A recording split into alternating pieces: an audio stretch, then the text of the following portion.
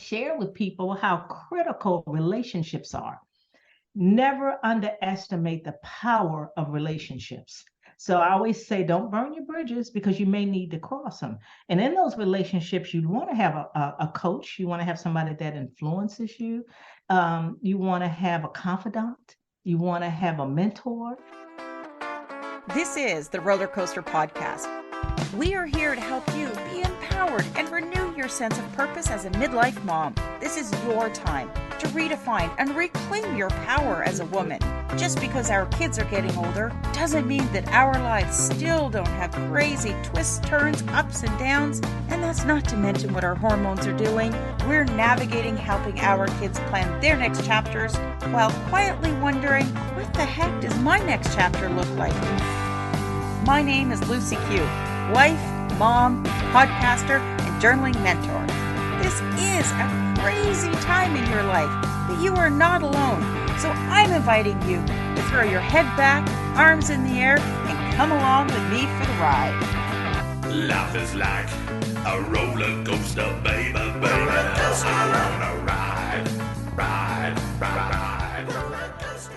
Welcome to the roller coaster. I'm your host, Lucy Q. Now, growing up, I can remember my mom saying to me, "You are your own worst enemy." And it took me a while to understand what she really meant. And now I can see that being our own worst enemy is actually part of our human experience because we let things like self-doubt, imposter syndrome, and limiting beliefs stop us from achieving what we really want. Joining me today is Cassandra Crawley Mayo, a corporate leader who achieved her goal of retiring at the age of 55 and the author of Is Your Way in Your Way. Welcome, Cassandra. Thank you, Lucy. I'm glad to be here. Oh, yeah. When I heard the title of your book, that's the first thing that came back to my mind is what my mom always used to say to me is you're your own worst enemy. And today we're going to be chatting about how we actually get out of our own way. But can you share a little bit about your midlife journey and retiring at 55? Absolutely. After working so hard, and it's kind of like, when they say, well, what do you want to be when you grow up? And of course, I never really knew. But then there became a time in my corporate career that I realized that I did not want to do this forever. Like, how long am I going to do this? Back somewhat in my generation, we were very loyal. We stayed in a job for a long time, but I was fortunate enough to be promoted throughout my job, without my corporate career. So that was very helpful for me because I wasn't stagnant.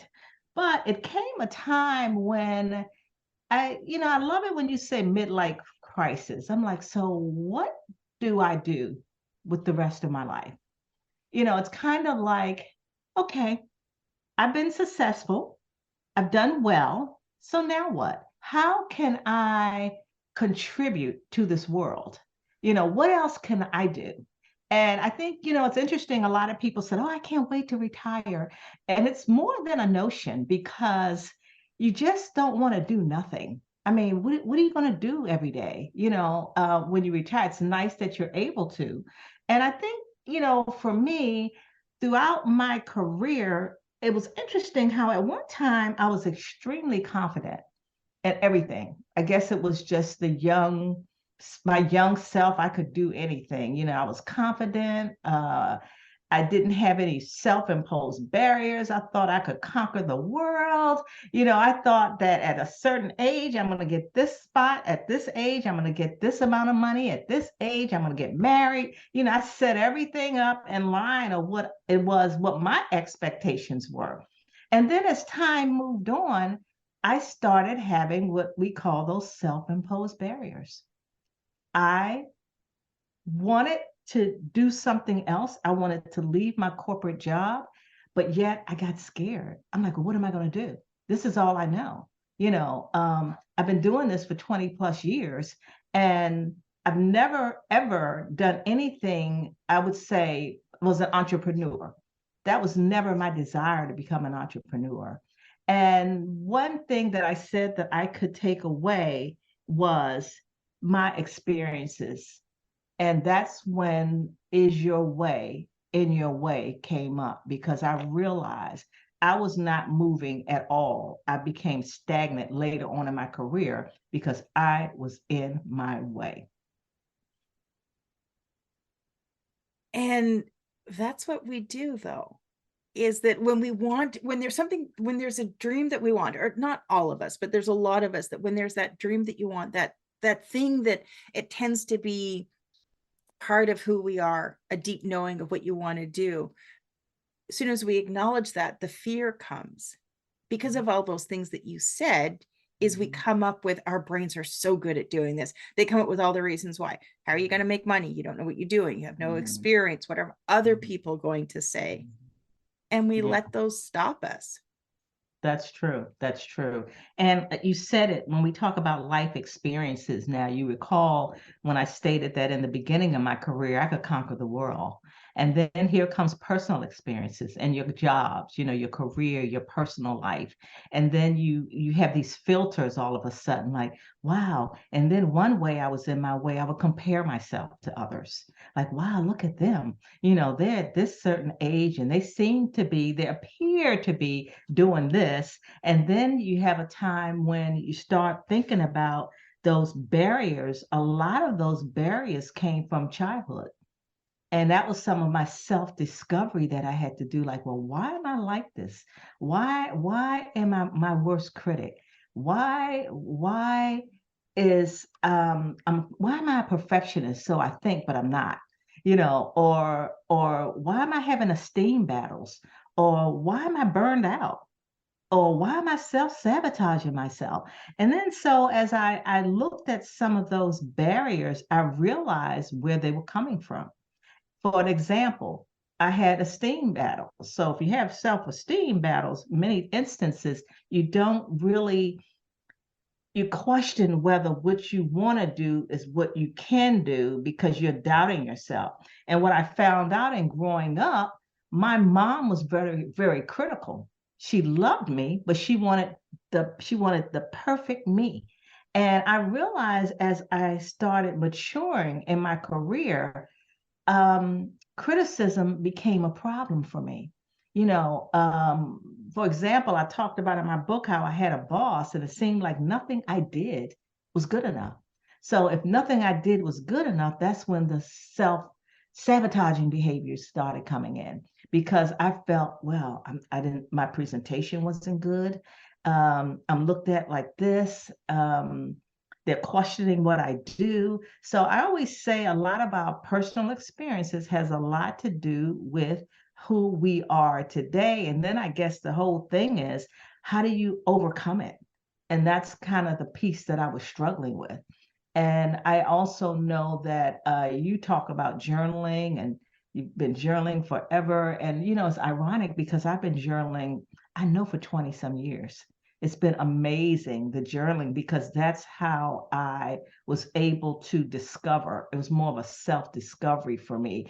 And particularly when I look back on it to see where I've come today, it's just amazing to me. And also, it's funny because I didn't think that we should have problems. That's how naive I was. Like, what I didn't say is I'm an only child, and people said I was spoiled.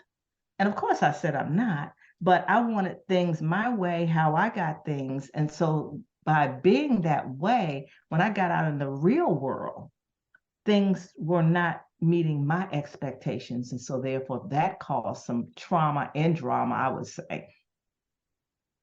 So when you realize these things, and you said that you sort of work through them in journaling, but how did you actually begin to unfold from identifying, okay, this is why I'm at this point, but how did you then transition into getting to the other side of it? Well, I am a person who believes in God, and I had to figure out a way to get out of my way. And in order for me to do that, it's kind of like you try so many things. So I just, I prayed a lot. And there were just certain things that I wanted that I knew that I couldn't do on my own. And I had to ask for guidance, for God to reveal to me what it is that He wanted me to do. And once I realized that He would never leave or forsake me, or He would always be there for me, then some of the what I would call the mask came off, because I also wore a mask. So that's another way that I say we get out of our own way. It's kind of like with the pandemic, people that had to wear, many of them didn't want to wear a mask, but yet many of us figuratively wear masks. So, in other words, I was not able to be my authentic self, because being in a corporate environment, it's like you have to dress like this, you have to talk like this, you have to present like this. And to top it off, in most of my career, I was always the first African American female.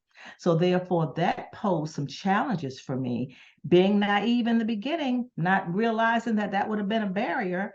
But when I was confronted with guests or within my corporate job and people wanted to talk to me, wanted to meet me, and when they saw me, I could just look at their body language to tell that, they have these blinders on, like, they're stereotyping me, so those were the things that I had to deal with throughout my career. So to answer your question, I just was very prayerful. And what I also did was started gaining a relationship with God. It wasn't religion, it was having a relationship, spending the time with Him to help me to get out of my way and to do what I felt that He had me to do, because I realized that life doesn't always give you lemonade. And it took a while for me to realize that. And it wasn't just me, I'm dealing with my surroundings, my environment. So I just confessed that I need help, that these are things that I can't do on my own. So because you say you're God, then show me. And I actually put that in my book. I talked about dear women who questioned whether there was a God. And people that read that chapter, like, I can't believe you did that. But yet many of them said, I question that too, because of how things were going in my life. And I think that's something that happens to many women as they approach, or they're in their midlife years. And, some people put it in the context of God, some people put it in the context of a spiritual journey, but it's that connecting to something that is bigger and greater than ourselves. Mm-hmm. It's a power, it's an energy that guides us, Yes. and helps us understand our path forward. But sometimes, you said that you prayed to God, and He gave you direction on, where you should be going, what you should be doing. But let's take that back to our human selves, because I like to think of us as, a spiritual self that understands all of these greater things, but we're still here on this earth as our human bodies, Mm-hmm. trying to live in with the confines of what it means to be human. Mm-hmm. But when we hear those things and we get those little ideas whispered to us, that's when we can start to say things like, well, who am I to do that? Mm-hmm. You want me to do this, but who am I to do that? Mm-hmm. Did you ever experience anything like that? Or did you just have full faith that this is what God is asking me, and I'm just going to move forward and have all my faith in this is the right way forward? Well, I would always ask God to reveal things to me. For example, because I questioned whether, He was real at times, is because of a lot of the things that I had experienced in my lifetime. So when I started doing that, it was kind of like, are you sure? I'm like, yeah, just give it all to me, whatever you want to do. And I will remember, um, in my corporate job, and I had mentioned that I was the first African American female in a lot of my positions.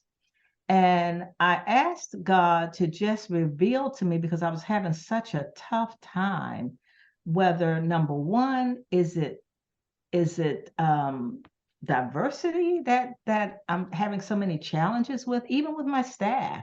Are they, they're questioning my ability? Are they questioning it because I'm an African American female? So those were things that I would just ask.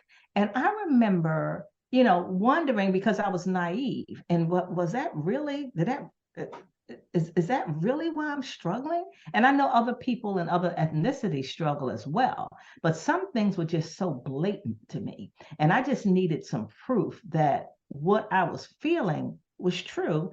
And if so, help me to overcome it, you know. And one day I received a fax in my office. And in the fax, it had everybody in my position salary, everybody. And I looked at that and I saw my name. And I had the lowest salary on the entire corporation, the people that were in my position. And I was like, oh my gosh. So it must be something to this. Who would have ever, of course, it was an error. It didn't supposed to come to me. It's supposed to go to someone else. And one of the things that I share with people, how critical relationships are. Never underestimate the power of relationships. So I always say, don't burn your bridges, because you may need to cross them. And in those relationships, you want to have a coach. You want to have somebody that influences you. You want to have a confidant. You want to have a mentor. And it just so happened that I knew of someone in the corporation who was the CFO. And because of the relationship that I had with him, now, if it were not for that, I don't know how I would have addressed it. And I went to him and I shared with him what I had received. And he looked like, oh my gosh. And so what came out of that is I was retro paid for years because Wow. of that discrepancy. I'll call it a discrepancy. So it's just things like that, and some people say, well, never test them, but I'm a curious person. I want to know, if you're real, prove to me you're real. If this is something I want to do, give me a sign. And then I read a lot, and I also read his word, and I'll look at something and I will say, wow, wow, and when I read it, I see the answer that I'm looking for. And that's just for me. That's just my story. Ride.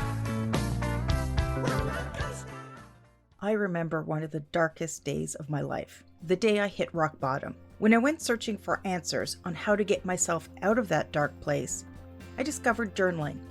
But when I tried to put pen to paper, I didn't know where to start. I had no guide or method to help me express what I was feeling. The only thing that I had was the blank page of my journal staring back at me. It took me years to figure out the proper journaling method so that I could understand who I was, what I wanted, how I thought, and how I felt.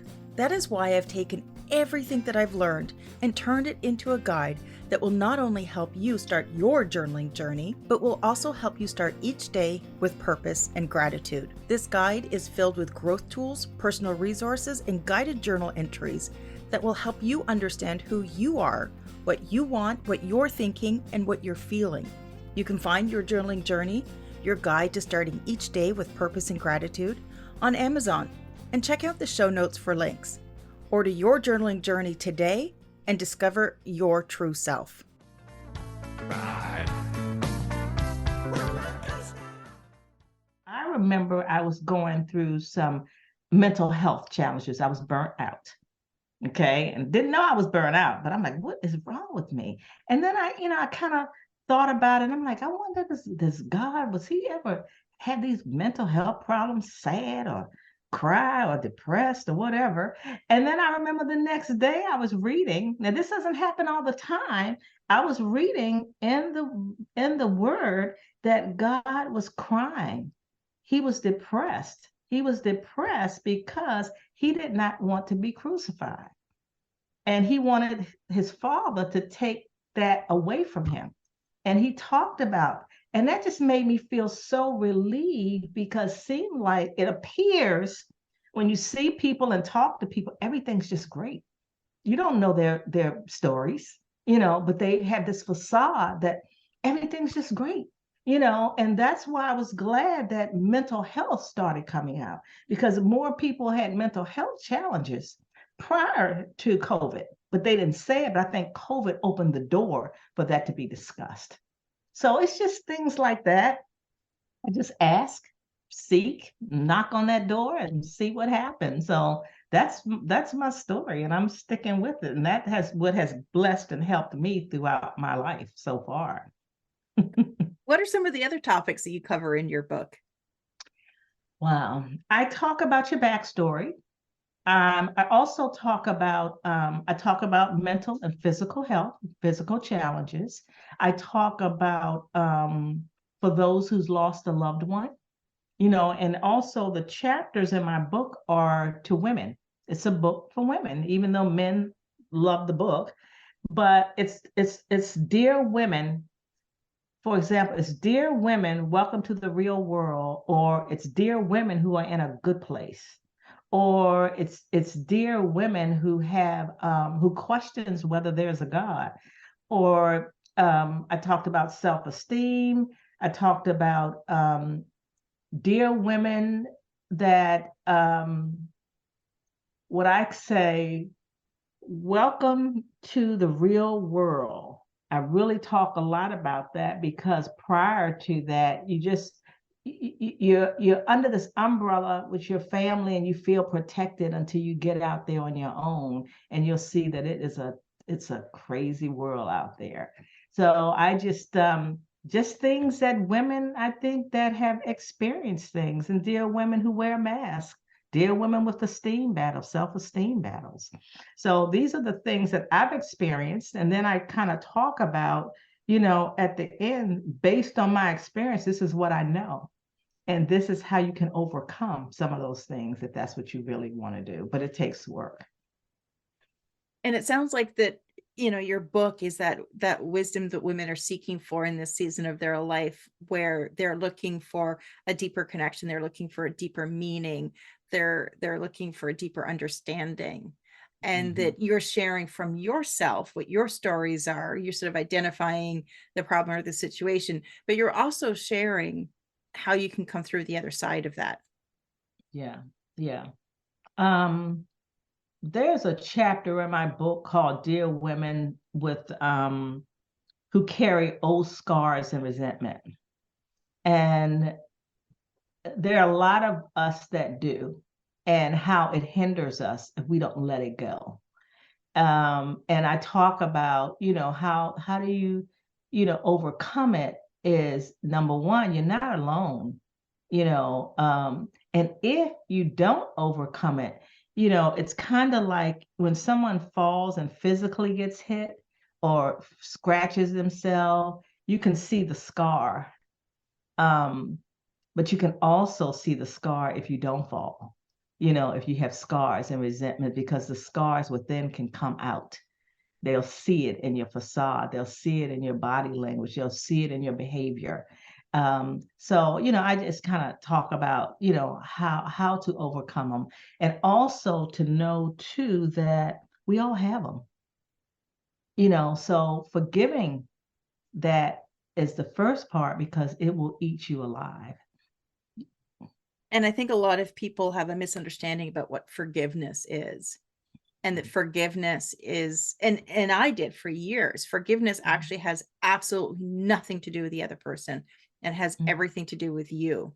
Because as long as you're holding on to those negative feelings, all you're doing is deepening that trauma, Yes. that hurt, that scar.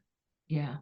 But the minute that you understand, you find your way to come to peace and resolve those feelings, and then eventually let it go. Yeah. That all happens within yourself. It doesn't mean that you're excusing what the other person did, or that you're saying that it's okay. Yes. That's more of a dialogue, or, apologies, or whatever happens in, sort of the outer context. But forgiveness is 100% something that happens within yourself. That's true. And, Lucy, I'm glad you mentioned that because the reason that I wrote the book is because we all have a gift. We all had dreams. We all can contribute doing something. And I know that because of us being in our way, by our past, by our scars, by our resentment, by all the things that I talked about, we will never, ever, what I would call, have peace. And for me, success is peace. And what triggered this is I was reading about a hospice nurse by the name of Bonnie Ware, and she interviewed people who were transitioning. And there were 5 things she said they regretted. Everybody regretted something, but the 2 that really, really spoke to me was, one is they regretted, they wish they were more happier. And number 2, they regretted, they wish they had been more true to themselves. And when I looked at that and read that, I'm like, oh my God, no, because I always say the richest place is the graveyard because all of those unmet dreams, that's where they are. And so I just had this mission to empower women to mitigate those barriers so that they could be their best self. Because my theme is living your best life on your terms. That is so important because I don't believe life is tough enough, but why can't we work towards what it is that we think God has for us in our lives? Because we will have a purpose, we'll feel more empowered because we have something and to get off of self and help others. And that's too is where the healing comes when we stop thinking about us. And also to make sure that you're surrounded by individuals that has your best interest at heart. Not a yes person, but what can they do to edify this individual so that they can turn their lives around or, try hard to live their best life on their terms, because stuff happens to all of us. I mean, some things, I don't know how people even get over it. I really don't. Isn't that the truth? Yeah, I really, really don't. But if I could, if I could get one person to start whatever their dream was, whatever it is that they wanted to do, but they're stuck.